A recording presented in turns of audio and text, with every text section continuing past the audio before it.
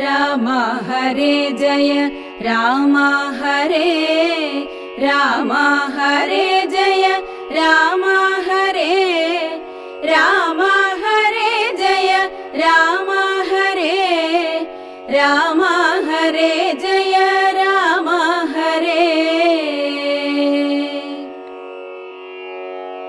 വിശ്വാമിത്രനും പരമാനന്ദം പ്രാപിച്ചപ്പോൾ വിശ്വനായകൻ തന്നോടീ വണ്ണമരുൾ ചെയ്താൻ. ബാലകന്മാരെ പോക മിഥിലാപുരിക്കു നാം, കാലവും വൃഥാ കളഞ്ഞിടുകയരുതല്ലോ.